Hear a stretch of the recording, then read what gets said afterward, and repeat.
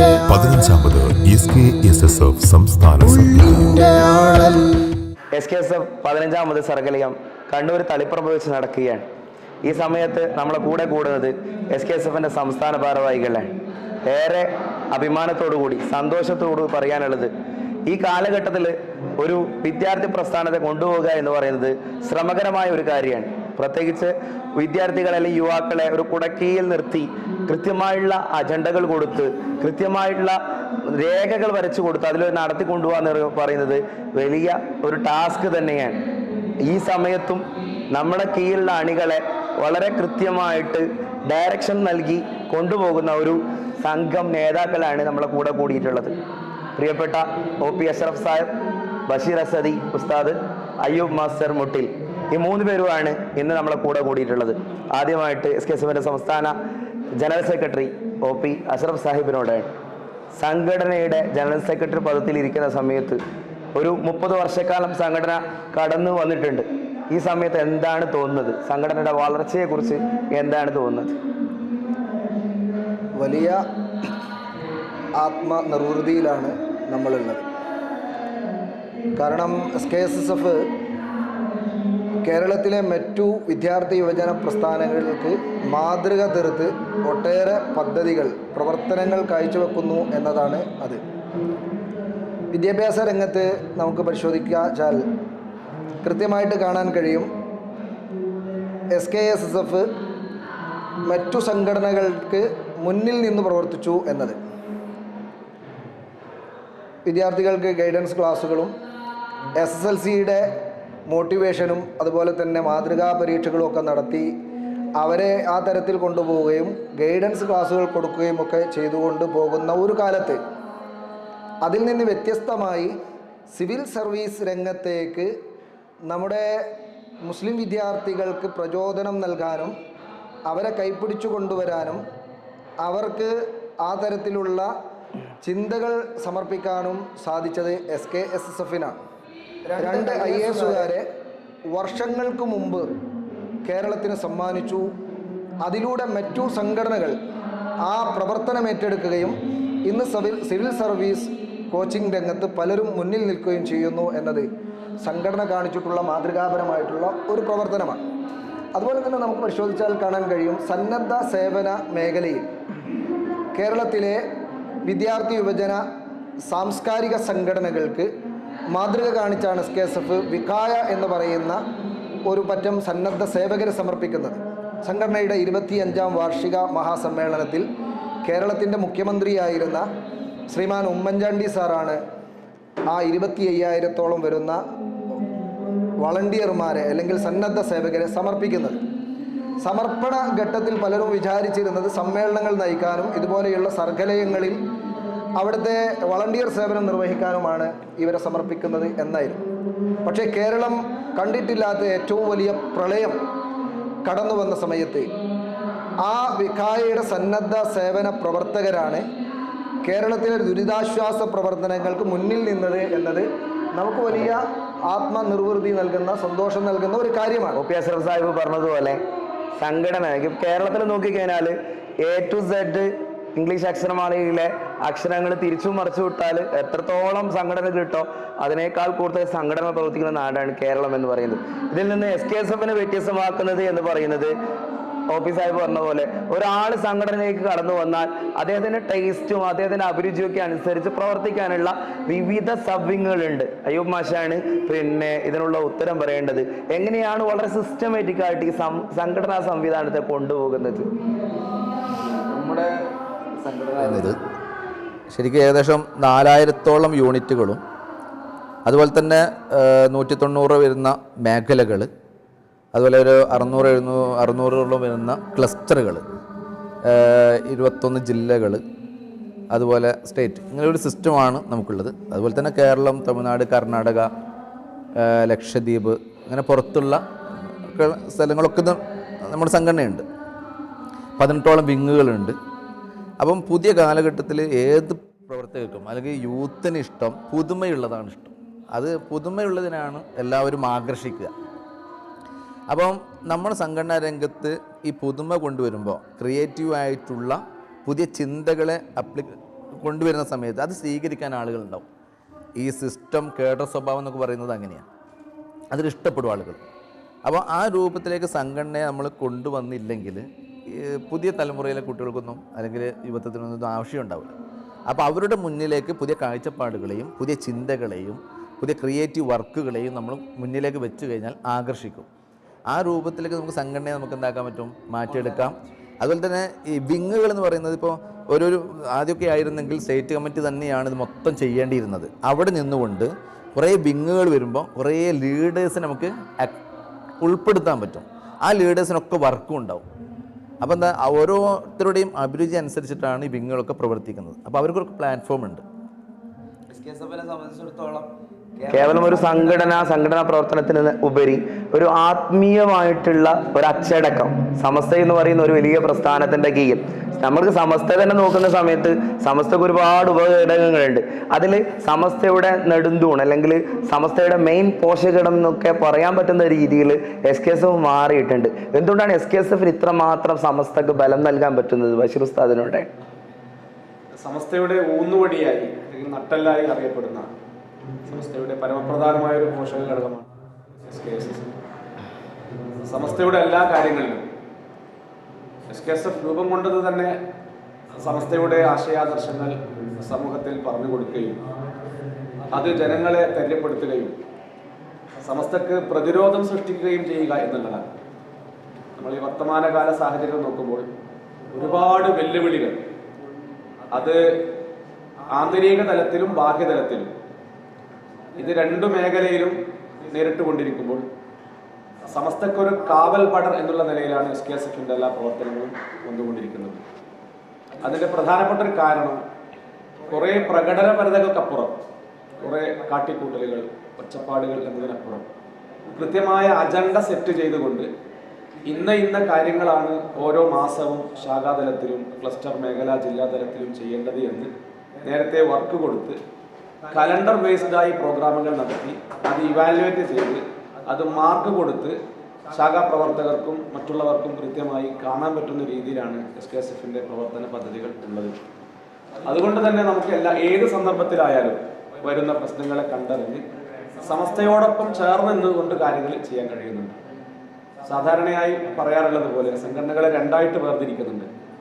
ഒന്ന് maintenance organisational എന്ന് പറഞ്ഞാൽ നിലവിലുള്ള കാര്യങ്ങൾ, നേരത്തെ ചെയ്തു വരുന്ന കാര്യങ്ങൾ ഇങ്ങനെ പരമ്പരാഗതമായി പൈതൃകമായി ചെയ്തുകൊണ്ടിരിക്കുന്ന കുറേ കാര്യങ്ങളാണ്. രണ്ടാമത്തെ മൂവ്മെന്റ് ഓർഗനൈസേഷണൽ, അത് കാലത്തിന്റെ ചുവരെഴുത്ത് വായിച്ച് കാലത്തോടൊപ്പം ചേർന്ന് ഈ കാലത്തുള്ള വിദ്യാർത്ഥികളുടെ മനസ്സറിഞ്ഞുകൊണ്ട്, കൗമാരപ്രായക്കാരുടെ മനസ്സറിഞ്ഞുകൊണ്ട്, യുവജനങ്ങളുടെ മനസ്സറിഞ്ഞുകൊണ്ട് അവരേത് തലത്തിൽ ചിന്തിക്കുന്നു, എങ്ങനെ പ്രവർത്തിക്കുന്നു, എങ്ങനെ പെരുമാറുന്നു, എങ്ങനെയാണ് ചിന്തിക്കേണ്ടത്, എങ്ങനെയാണ് പ്രവർത്തിക്കേണ്ടത്, എങ്ങനെയാണ് പ്രതിസന്ധികളെ കൈകാര്യം ചെയ്യേണ്ടത് എന്ന് കൃത്യമായ നിലപാടുകൾ എടുക്കാൻ SKSFിന് കഴിയുന്നത് കൊണ്ടാണ് സമസ്ത നമ്മോട് പറയുന്ന കാര്യങ്ങൾ അത് ഒന്നും വിട്ടുപോകാതെ ആപാദചൂഡം സമസ്തയോടൊപ്പം ചേർന്ന് നിന്നുകൊണ്ട് മുന്നോട്ട് പോകാൻ കഴിയുന്നു. SKSFിനെ സംബന്ധിച്ചിടത്തോളം നമ്മൾ നേരത്തെ പറഞ്ഞതുപോലെ കേവലം വിദ്യാർത്ഥി പ്രസ്ഥാനം എന്നതിലുപരി വിദ്യാർത്ഥികളുടെ കാര്യങ്ങളിൽ പ്രശ്നങ്ങളിൽ ഇടപെടുന്നതിലുപരി സാമൂഹികമായിട്ടുള്ള അല്ലെങ്കിൽ പ്രത്യേകിച്ച് നമ്മുടെ കമ്മ്യൂണിറ്റി ബേസ്ഡ് ആയിട്ടുള്ള ഇഷ്യൂസിലൊക്കെ പെട്ടെന്ന് തന്നെ ആക്ഷൻസ്, പ്രശ്നങ്ങൾക്ക് പരിഹാരം നിൽക്കുകയും അല്ലെങ്കിൽ ഒരു പ്രതിരോധം തീർക്കുകയും ഈ അടുത്ത് നടന്ന എയർപോർട്ട് മാർച്ച് ഉൾപ്പെടെയുള്ള കാര്യങ്ങളിൽ SKSF എപ്പോഴും മുൻപന്തിയിൽ വരുന്നത് നമുക്ക് കാണാൻ കഴിയും. എന്തുകൊണ്ടാണ് ഒരു ചാലക ശക്തിയായിട്ട് സമുദായത്തിൻ്റെ കമ്മ്യൂണിറ്റിയുടെ ഒരു ചാലക ശക്തിയായിട്ട് SKSFിന് പ്രവർത്തിക്കാൻ പറ്റുന്നത്? ജനറൽ സെക്രട്ടറിയോടാണ് ചോദ്യം. അത് വളരെ കൃത്യമാണ്. ഇവിടെ സംഘടനയെക്കുറിച്ച് നമ്മൾ പറഞ്ഞു കഴിഞ്ഞു. സംഘടനയുടെ അഭിരുചികൾക്കനുസരിച്ച് പ്രവർത്തിക്കാനുള്ള അവസരമൊരുക്കി സംഘടന മുന്നോട്ട് പോകുമ്പോൾ തന്നെ അതതു കാലത്ത് വരുന്ന കമ്മ്യൂണിറ്റിയുമായി ബന്ധപ്പെട്ടുകൊണ്ടുള്ള വിഷയമാണെങ്കിലും നമ്മുടെ നാടിൻ്റെ രാജ്യത്തിൻ്റെ പ്രശ്നമാണെങ്കിലും ഇവിടുത്തെ മതസൗഹൃദം തകർന്നു പോകുന്ന വിഷയമാണെങ്കിലും അത്തരം വിഷയങ്ങളിലൊക്കെ തന്നെ അതത് സമയത്ത് കൃത്യമായി ഇടപെട്ടു ആ വിഷയത്തിൽ പരിഹാരമുണ്ടാക്കാനും ആ വിഷയത്തിൽ സമൂഹത്തിൻ്റെ മുമ്പിൽ സന്ദേശം പകർന്നു കൊടുക്കാനും നമുക്ക് കഴിയാറുണ്ട്. ഈ വർഷം തന്നെ നമ്മളുടെ ടേം തുടങ്ങിയതിന് ശേഷമാണ് നമ്മൾ 2 സമരങ്ങൾക്ക് നേതൃത്വം നൽകി. ഒരു സമരം നമ്മുടെ SSLC വിദ്യാർത്ഥികൾ അവർ SSLC പരീക്ഷ എഴുതി ഉന്നത മാർക്ക് നേടി അവർ A+കൾ മുഴുവൻ വിഷയങ്ങളിലും A+ നേടി അടുത്ത പഠനത്തിന് വേണ്ടി ഉപരിപഠനത്തിന് വേണ്ടിയുള്ള അവസരങ്ങൾ കാത്തു നിൽക്കുന്ന സമയത്ത് മലബാറിലെ വിദ്യാർത്ഥികൾക്ക് അവസരം നിഷേധിക്കപ്പെട്ടിരുന്നു. അവസരം നിഷേധിക്കപ്പെട്ടു എന്ന് മാത്രമല്ല, ഏകദേശം 1,00,000 മുകളിലുള്ള വിദ്യാർത്ഥികൾക്ക് മലബാറിൽ സീറ്റ് നിഷേധിക്കപ്പെട്ട ഒരു സാഹചര്യം കാലങ്ങളായിട്ട് തുടരുകയാണ്. ഗവൺമെൻറ്റുകൾ എന്തു ചെയ്യും? മാറി മാറി വന്നിട്ടുള്ള ഗവൺമെൻറ്റുകൾ അതത് സമയങ്ങളിൽ സീറ്റ് വർദ്ധിപ്പിച്ചുകൊണ്ട് അതിനെ താൽക്കാലികമായി ജനങ്ങളുടെ മുമ്പിൽ നിന്ന് മറച്ചു വെക്കാനാണ് ശ്രമിക്കാറുള്ളത്. പക്ഷേ SKSF ഈ തവണ ചെയ്തത് SSLCയുടെ റിസൾട്ട് പ്രഖ്യാപിക്കുന്ന അതേ ദിവസം സമരപ്രഖ്യാപനം നടത്തി എന്നതാണ്. നിങ്ങൾ ശ്രദ്ധിച്ചു കാണും, കേരളത്തിൽ ഈ തവണ SSLCയുടെ റിസൾട്ട് പ്രഖ്യാപിച്ചപ്പം ആദ്യം കുട്ടികളുടെ ഹയർ സെക്കൻഡറി പഠനവുമായി ബന്ധപ്പെട്ടുകൊണ്ടുള്ള അവരുടെ അവസരങ്ങൾ നിഷേധിക്കുന്നതിനെതിരെ അതിശക്തമായിട്ടുള്ള സമരവുമായിട്ട് നമ്മൾ വന്നു. ഒന്നാം ഘട്ടത്തിൽ മലപ്പുറത്ത് നമ്മളൊരു നൈറ്റ് മാർച്ചോടുകൂടെയാണ് തുടങ്ങിയത്. ആ നൈറ്റ് മാർച്ച് വലിയ ജനപങ്കാളിത്തത്തോടുകൂടെ നിർവഹിക്കാൻ കഴിഞ്ഞു. ഒരുപാട് വിദ്യാർത്ഥികളും യുവജനങ്ങളും അണിനിരന്നിട്ടുള്ള ഒരു ബഹുജന പ്രക്ഷോഭമായിട്ട് അത് മാറി. അത് നമ്മുടെ വിദ്യാർത്ഥികളുടെ തുടർന്നുള്ള പഠനം നിഷേധിക്കപ്പെടുന്നു എന്ന് കാണുമ്പോഴാണ്.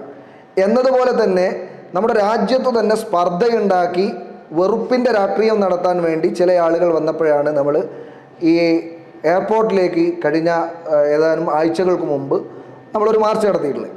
അവിടെ നാട്ടിൻ്റെ യുവത മുഴുവൻ ഓടി വന്ന് ഒരു 3 ദിവസം കൊണ്ട് ആ പ്രക്ഷോഭ പരിപാടി ഒരു മഹാപ്രക്ഷോഭമാക്കി മാറ്റിയ സാഹചര്യം നമ്മൾ കണ്ടു. ഇവിടെ സംഘടന ശ്രദ്ധിക്കുന്നത് ഈ സംഘടനയുടെ കമ്മ്യൂണിറ്റിയുമായി ബന്ധപ്പെട്ടുകൊണ്ടുള്ള വിഷയങ്ങൾ ശ്രദ്ധിക്കുന്നു. രാജ്യത്തിൻ്റെ പൈതൃകം തകർക്കുന്ന, രാജ്യത്തിൻ്റെ ഭരണഘടനയെ തന്നെ ധ്വംസനം ചെയ്യാൻ വേണ്ടി വരുന്ന വെറുപ്പിൻ്റെ രാഷ്ട്രീയത്തിനെതിരെയും അതുപോലെ തന്നെ തീവ്ര നിലപാടുകൾക്കെതിരെയും ഒക്കെ അതത് സമയത്ത് കൃത്യമായി നിലപാടുകൾ എടുത്തു മുന്നോട്ട് പോകുന്നു എന്നതാണ് SKSSFൻ്റെ വ്യത്യസ്തമായിട്ടുള്ള ഒരു സംഘടനാ നിലപാട്. ഇപ്പോൾ നമ്മളൊരു സമരരംഗത്തേക്ക് പ്രവേശിക്കണം. അടുത്ത 1-ാം തീയതി വയനാട്ടിൽ നമ്മൾ ജനകീയ പ്രക്ഷോഭം നടത്തുകയാണ്. എന്തിനാണ്? പലപ്പോഴും അത് തെറ്റിദ്ധരിക്കാം. പക്ഷേ രാഷ്ട്രീയമായ പ്രതിരോധങ്ങൾ തീർക്കുന്നതിനപ്പുറത്ത് മനുഷ്യത്വപരമായി ആ ഇരകളുടെ ആവശ്യങ്ങൾ കൃത്യമായി പറഞ്ഞ് ഒരു നാടിൻ്റെ വേദനയിൽ മനുഷ്യരൊന്നായിട്ട്, രാജ്യത്തെ ജനങ്ങളൊന്നായിട്ട് ഒന്നിച്ചു നിന്ന സമയത്ത് രാജ്യത്തിൻ്റെ പ്രധാനമന്ത്രി പറന്നിറങ്ങി വന്ന് ദുരിതാശ്വാസ പ്രവർത്തനങ്ങൾക്ക് പോലും വിഘാതം സൃഷ്ടിക്കുന്ന വിധത്തിൽ ഫോട്ടോകൾക്ക് പോസ്റ്റ് ചെയ്തു പോയി എന്നതിനപ്പുറത്ത് ഇന്ത്യയുടെ ഏതെങ്കിലും തരത്തിലുള്ള ഇടപെടൽ നമ്മൾ അവിടെ കണ്ടില്ല. ഇന്നുവരെ ഇന്ത്യ ഗവൺമെൻറ് ആ നാടിന് വേണ്ടി എന്തെങ്കിലും ചെയ്യാൻ തീരുമാനിച്ചതായിട്ട് പറയാൻ കഴിയുന്നില്ല. അതുപോലെ തന്നെ കേരള ഗവൺമെൻറ്റും അതേ രീതിയാണ് സ്വീകരിക്കുന്നത്. ഇത്തരം വിഷയങ്ങളിൽ നമ്മൾ എന്ത് ചെയ്യുന്നു? ഇടപെടുന്നു എന്നതാണ്. വയനാട് ടച്ച് ചെയ്തിട്ടുണ്ടാണ്. വയനാട് എന്നുള്ള ആളാണ് അയ്യൂബ് മാഷ്. നേരത്തെ സംസാരത്തിൽ OP സാഹിബും പറഞ്ഞു, വയനാട് ഒരു പ്രളയം ഉണ്ടായ സമയത്ത് സംഘടനയുടെ മറ്റു സംഘടനയുടെ കൂടെ തന്നെ അല്ലെങ്കിൽ അതിനേക്കാൾ കവിച്ചു നിൽക്കുന്ന ഒരു പ്രവർത്തനം ചെയ്ത ഒരു സംഘടനയാണ് SKSFൻ്റെ വിക്കായയുടെ പ്രവർത്തനം. അപ്പോൾ മാഷ് കൃത്യമായിട്ട് അതിനെ അറിഞ്ഞ ആളായിരിക്കും ആ സമയങ്ങളിലൊക്കെ. എങ്ങനെയാണ് ചടുലമായിട്ട് ഈ വിങ്ങുകളെ കൊണ്ടുവന്നത് എന്നുള്ളതാണ്. വിക്കായയുടെ പ്രവർത്തനം എന്നെല്ലാം പറഞ്ഞാൽ ബാക്കിയുള്ള ആൾക്കാരെയൊക്കെ നെട്ടിപ്പിക്കുന്ന രീതിയിലുള്ള പ്രവർത്തനങ്ങളാണ് വിക്കായൊക്കെ ചെയ്യുന്നത്. സമരമുഖ ആ സമയത്ത് ആ പ്രക്ഷോഭം ഉണ്ടായ ആ സമയത്ത് എത്രയും പെട്ടെന്ന് കടന്നു ചെന്ന് വേണ്ട കാര്യങ്ങളൊക്കെ ചെയ്തു കൊടുത്ത ഒരു ടീമാണ് വിക്കായ എന്ന് പറയുന്നത്. എങ്ങനെയാണ് ഈ സിസ്റ്റം വർക്ക് ചെയ്യുന്നത് എന്നുള്ളതാണ്. പ്രസക്തമാണ്. കേഡർ എന്ന് പറയുന്ന ഒരു സിസ്റ്റം ഇവിടെ വർക്ക് ചെയ്യുന്നുണ്ട്. രണ്ടാമത്തെ, ഇവരൊക്കെ ഈ വിക്കായ പ്രവർത്തകർ എന്ന് പറയുന്ന അവരുടെ ട്രെയിനിങ് അങ്ങനെയാണ് നമ്മൾ കൊടുക്കുന്നത്. ഏകദേശം 21 സെഷൻ ക്ലാസ്സുകൾ നൽകി അവരെ കൃത്യമായ ക്ലാസ്സുകൾ കൊടുത്ത് അവരെ നമ്മളെന്താക്കുകയാണ് ഒരു ടീമായി ബിൽഡപ്പ് ചെയ്യുന്നുണ്ട്. ആ ടീമിന് കൊടുക്കുന്ന ആത്മവിശ്വാസവും അവർക്ക് തന്നെ ഉണ്ടാകുന്നൊരു ഫീലിംഗ് ഉണ്ട്. അതവരുടെ ഗ്രൗണ്ടിൽ അവർ ചെയ്യുന്നുണ്ട്. ആരെങ്കിലുമൊക്കെ പേടിച്ച് നിൽക്കുന്നിടത്ത് അവർ പേടിയില്ലാതെ മറ്റുള്ളവർക്ക് വേണ്ടി തൻ്റെ ജീവനപ്പുറത്തേക്ക് മറ്റുള്ളവർക്ക് വേണ്ടി ഇറങ്ങി പുറപ്പെടുമ്പോഴാണ് അവരുടെ ഉത്തരവാദിത്തം എന്താണെന്ന് നിറവേറുന്നത്. അത് സംഘടന പെട്ടെന്നുണ്ടായതല്ല. അവർക്ക് കൃത്യമായ വർക്കുകൾ കൊടുത്ത് കൃത്യമായ ട്രെയിനിങ് കൊടുത്ത് ക്ലാസ്സുകൾ നൽകി ഉണ്ടാക്കി കൊണ്ടുവന്നതാണ്. പിന്നെ അവരുടെ ആത്മവിശ്വാസവും അവരുടെ ചടുലമായ പ്രവർത്തനമൊക്കെ അതിന് നമ്മൾ യുവത്വമാണല്ലോ, യൂത്താണ്. അതുകൊണ്ട് തന്നെ നമുക്ക് റിസൾട്ട് ഉണ്ടാവും ഇതിന് മേലെ. അത് മനോഹരമായിട്ട് അവർ ചെയ്യുന്നുണ്ട്. ഈ കഴിഞ്ഞ പ്രളയത്തിലും അതിന് മുന്നിലുള്ള പ്രളയത്തിലൊക്കെ എല്ലായിടത്തും മാലാഖന്മാർ, നീലപ്പട്ടാളം എന്നൊക്കെ പറഞ്ഞ് നമ്മളെ സോഷ്യൽ മീഡിയകളും ചാനലുകളൊക്കെ വാഴ്ത്തപ്പെട്ട ഒരു പേരാണ്. പറയുമ്പോൾ തന്നെയാണ് സന്നദ്ധ പ്രവർത്തനത്തിൻ്റെ കാര്യങ്ങൾ പറയുമ്പോൾ തന്നെയാണ് നമ്മുടെ ആതുര സേവന മേഖല എന്ന് പറയുന്നത്. കഴിഞ്ഞ ടേമിലൊക്കെ സഹചാരിയുടെ കണക്ക് ഔട്ട് ചെയ്യുന്ന സമയത്ത് ഞാനൊക്കെ അത്ഭുതപ്പെട്ടു. ഈ പത്രത്തിൽ സഹചാരിയുടെ കണക്ക് വന്നപ്പോൾ ഒരു വിദ്യാർത്ഥി പ്രസ്ഥാനത്തിന് ചെയ്യാൻ പറ്റുന്നതിൻ്റെ ഒരു 10 മടങ്ങൊക്കെയാണ് സഹചാരിയുടെ പ്രവർത്തനം നമ്മുടെ കേരളത്തിലെ SKSF ചെയ്തുകൊണ്ടിരിക്കുന്നത്. അതും റമദാനിലെ ആദ്യത്തെ വെള്ളിയാഴ്ച കളക്ട് ചെയ്യുന്ന ആ ഒരു കളക്ഷൻ കൊണ്ടാണ് SKSF ഇത്രമാത്രം ആതുര പ്രവർത്തനങ്ങൾ കേരളത്തിൽ ചെയ്തുകൊണ്ടിരിക്കുന്നത്. എങ്ങനെയാണ് സഹചാരിയുടെ പ്രവർത്തനങ്ങൾ വിലയിരുത്തുന്നത് ബഷീർ ഉസ്താദെ? SKSFന്റെ എല്ലാ സബ് കമ്മിറ്റികളും ഒന്നിനൊന്ന് മെച്ചപ്പെട്ട നിലയിലാണ് പ്രവർത്തിച്ചുകൊണ്ടിരിക്കുന്നത്. അത് വിഖായയായാലും ട്രെൻഡായാലും ഇബാദായാലും എല്ലാ സംവിധാനങ്ങളും ഒന്നിനൊന്ന് മെച്ചപ്പെട്ട നിലയിലാണ് പ്രവർത്തിച്ചുകൊണ്ടിരിക്കുന്നത്. അതിൽ പേരെടുത്ത് പറയേണ്ട വളരെ പ്രധാനപ്പെട്ട ഒന്നാണ് സഹചാരി സംവിധാനം എന്നുള്ളത്. ഈ സഹചാരി സംവിധാനത്തിലൂടെ ആയിരങ്ങൾക്കാണ് ഓരോ മാസവും ധനസഹായമായി, ഡയാലിസിസിൻ്റെ സാമ്പത്തിക സഹായമായി, മറ്റു രോഗത്തിനുള്ള സ്പെഷ്യൽ സഹായമായി, ധനസഹായമായി സംസ്ഥാന കമ്മിറ്റി ചെയ്തുകൊണ്ടിരിക്കുന്നത്. ഇതിലേക്ക് നമുക്ക് ഫണ്ടായി ശേഖരിക്കുന്നത് ഓരോ റമദാനിലും ആദ്യത്തെ വെള്ളിയാഴ്ച നമ്മൾ ശേഖരിക്കുന്ന ഒരു ഫണ്ടാണ്. ആ ഫണ്ടിലൂടെ രോഗികളെ കൃത്യമായി കണ്ടെത്താൻ, അത് ശാഖാതലത്തിൽ തന്നെ അതിനെ സ്ക്രൂട്ടിനി ചെയ്ത് ആരാണ് യഥാർത്ഥ അവകാശങ്ങളെന്നും മനസ്സിലാക്കി ആ അവകാശികളെ ശാഖാതലത്തിൽ അപ്രൂവ് ചെയ്തുകൊണ്ടാണ് സംസ്ഥാന കമ്മിറ്റി അതിൻ്റെ കാര്യങ്ങൾ കൃത്യമായി ചെയ്തുകൊണ്ടിരിക്കുന്നത്. സഹചാരി സംവിധാനം ഇത്ര വ്യവസ്ഥാപിതമായി മുന്നോട്ട് പോകുന്നതിൻ്റെ ഒരു കാരണമായി ഞാൻ മനസ്സിലാക്കുന്നത്, ആർക്കാണോ ഇതിൻ്റെ അവകാശം കിട്ടേണ്ടത് ആ അവകാശികൾക്ക് തന്നെ അതിൻ്റേതായ അർത്ഥത്തിൽ തന്നെ കൊടുക്കാൻ കഴിയുന്നു എന്നുള്ളതാണ്. എന്ന് പറഞ്ഞാൽ അള്ളാഹുവിൻ്റെ ഒരു നോട്ടം നമ്മളിലുണ്ട്. അള്ളാഹുവിൻ്റെ നോട്ടം അടിമയുടെ കൽബിലേക്കാണ് എന്ന് പറയുന്നത് പോലെ തന്നെയാണ് രോഗികളെ സഹായിക്കുക എന്ന് പറയുന്ന ഒരു ബൃഹത്തായ സഹായ പദ്ധതി SKSF തുടങ്ങിയിട്ട് കുറേ വർഷങ്ങളായി. അതിപ്പോഴും അതിൻ്റേതായ രീതിയിൽ തന്നെയാണ് മുന്നോട്ട് പോകുന്നത്. അത് കൃത്യമായ രീതിയിൽ തന്നെ ഒരു നയാ പൈസ പോലും മറ്റുള്ളവരുടെ കൈകളിലേക്ക് പോകാതെ, മറ്റുള്ളവരെന്ന് പറഞ്ഞാൽ അനർഹരുടെ കൈകളിലേക്ക് പോകാതെ കൃത്യമായി നമുക്ക് വിതരണം ചെയ്യാനും അതിൻ്റേതായ ഇവാലുവേഷൻ നടത്താനും കഴിയുന്നുണ്ട്. പല ഏരിയകളിലും പല രോഗങ്ങളെയും, ഇപ്പോൾ കിഡ്നി പേഷ്യൻ്റ്, അതേപോലെ തന്നെ ക്യാൻസർ സഹായം, അതേപോലെ തന്നെ ഭിന്നശേഷിക്കാർക്കുള്ള സഹായങ്ങൾ തുടങ്ങി ഒരുപാട് മേഖലകളിൽ സഹചാരി സംവിധാനത്തിന് സഹായങ്ങൾ ചെയ്യാൻ കഴിയുന്നുണ്ട്. അവസാനമായിട്ട് പോകുന്ന സമയത്ത് പ്രധാനപ്പെട്ട ഒരു ചോദ്യമാണ് ഞങ്ങൾക്ക് ചോദിക്കാനുള്ളത്. പിന്നെ SKSF നേരത്തെ പോലെ സമസ്തയുടെ കീഴിൽ നിൽക്കുന്ന സമയത്ത് എന്തൊക്കെ വന്നാലും ആദർശ രീതിയിൽ ഒരു വിട്ടുവീഴ്ചയില്ല എന്നുള്ളതാണ്. ബഹുമാനപ്പെട്ട സമസ്തയുടെയും സുന്നത്ത് ജമാഅത്തിൻ്റെയും ആദർശങ്ങളിൽ നിന്ന് വ്യതിയാനമില്ലാതെ സംഘടനാ പ്രവർത്തകരെ കൃത്യമായിട്ട് ആ ആദർശത്തിനുള്ളിൽ, ഇപ്പോൾ SKSFൻ്റെ ഒരു ക്യാമ്പയിൻ നടന്നുകൊണ്ടിരിക്കുകയാണ്, ആദർശം അമാനത്താണ് എന്ന് പറഞ്ഞിട്ട് നമ്മുടെ സമുദായത്തിലുള്ള ആളുകളെ കൃത്യമായിട്ട് സുന്നത്ത് ജമാഅത്തിൻ്റെ ആദർശത്തിൽ അടിയുറച്ച് നിർത്തുന്നതിന് വേണ്ടിയിട്ടുള്ള ഒരു ക്യാമ്പയിൻ എങ്ങനെയാണ് ഇതിനെ നോക്കിക്കാണുന്നത്? SKSF സമസ്ത കേരള ജമിയത്തുൽ ഉലമയുടെ 14 പോഷകഘടകങ്ങളിൽ ഒരു വിദ്യാർത്ഥി വചനങ്ങളെ പ്രതിനിധീകരിക്കുന്ന ഒരു ഘടകമാണ്. സമസ്ത കേരള ജമിയത്തുൽ ഉലമ അത് രൂപീകരണ പശ്ചാത്തലം എന്ന് പറയുന്നത് ആദർശപരമായ വ്യതിയാനമുണ്ടാകുന്ന ആശയങ്ങളിൽ നിന്ന് അഹ്ലുസുന്നത്തി വൽ ജമാഅത്തിൻ്റെ യഥാർത്ഥ ഇസ്ലാമിൻ്റെ ധാരയിൽ നിന്ന് പുതിയ ചില ആശയങ്ങളെ രൂപപ്പെടുത്താൻ ചില ആളുകൾ ശ്രമിച്ചപ്പോഴാണ്, ആ തരത്തിലുള്ള സംഘടനാ സംവിധാനങ്ങളിലേക്ക് കൊണ്ടുപോയപ്പോഴാണ് 1926 സമസ്ത കേരള ജമിയത്തുൽ ഉലമ രൂപീകരിക്കുന്നത്. ആ രൂപീകരണ ലക്ഷ്യം എന്ന് പറയുന്നത് ആദർശ സംരക്ഷണമാണ്, സുന്നത്ത് ജമാഅത്തിൻ്റെ സംരക്ഷണമാണ്, ദീനിൻ്റെ യഥാർത്ഥ തത്വസംഹിതകളെ സംരക്ഷിക്കുക എന്നതാണ്. ഈ നിലപാട് സമസ്തയുടെ ഈ ഒരു രൂപീകരണ താല്പര്യം അത് സംരക്ഷിച്ചു പോകുന്നതിൽ സമസ്തയുടെ എല്ലാ ഘടകങ്ങളും അവരുടേതായ മേഖലയിൽ ഇടപെടുന്നു. എന്നാൽ ആ കാര്യത്തിൽ ഏറ്റവും കൂടുതൽ ശ്രദ്ധ കാണിക്കേണ്ടത് SKSF ആണ് എന്നത് സമസ്ത ഉൾപ്പെടെയുള്ള എല്ലാ ഘടകങ്ങളുടെയും ബോധ്യമാണ്. കഴിഞ്ഞ കാലങ്ങളൊക്കെ നമ്മൾ എടുത്തു പരിശോധിച്ചാൽ നമുക്ക് കാണാൻ കഴിയും, ഓരോ കാലത്തും ഇത്തരം വിഷയങ്ങളിൽ ക്രിയാത്മകമായ ഇടപെടലുകൾ നടത്തിയിട്ടുള്ളത് SKSF ആണ്.